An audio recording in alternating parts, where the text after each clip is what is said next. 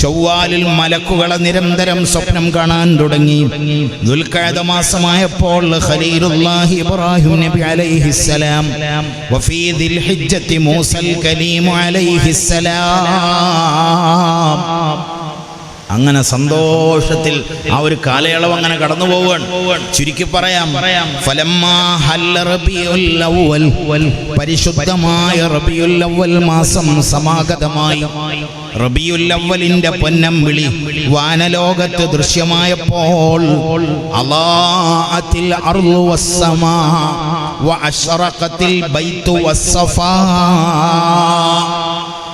അളാഅത്തിൽ അർളു വസ്സമാ, ആകാശഭൂമികൾ പ്രകാശിക്കുന്നു. വഅശ്റഖത്തിൽ ബൈതു വസ്സഫാ, പരിശുദ്ധമായ കഅബാലയവും സഫാ പർവ്വതവും പ്രകാശപൂരിതമാകുന്നു. ഒരു ജന്മം, അത്ഭുതകരമായ ഒരു ജന്മം നടക്കുകയാണ്.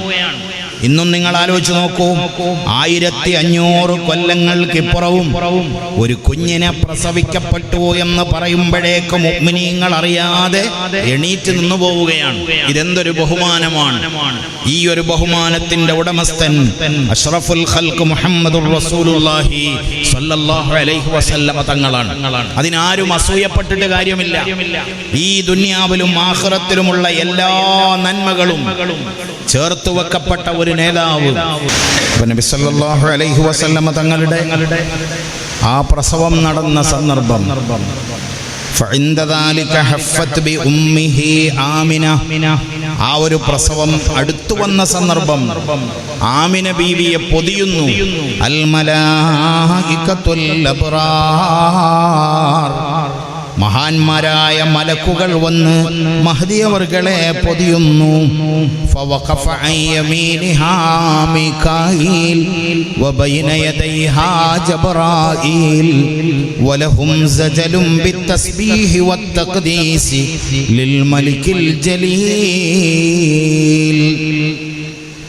വലതുഭാഗത്ത് മീകായിൽ, മുൻഭാഗത്ത് ജബ്രായിൽ അലൈഹിമസ്സലാം.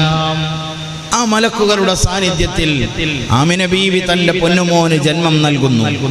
ഇനി ആ ജന്മം ലോകത്ത് നടന്നതു മുതൽ ഈ ലോകത്തിന്റെ താളക്രമം തന്നെ മാറി, അല്ലേ? അള്ളാഹുവിന്റെ ഹബീബിന്റെ ജന്മം നടന്നതു മുതൽ പലർക്കും ഹാലിളകാൻ തുടങ്ങി.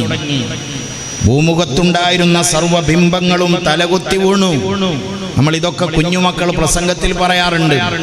ഖമദത്തിൽ കല്ലൈല, ആ രാത്രി കെട്ടുപോയി നാറു ഫാരിസ, പേർഷ്യയിലെ തീക്കുണ്ടം കെട്ടുപോയി.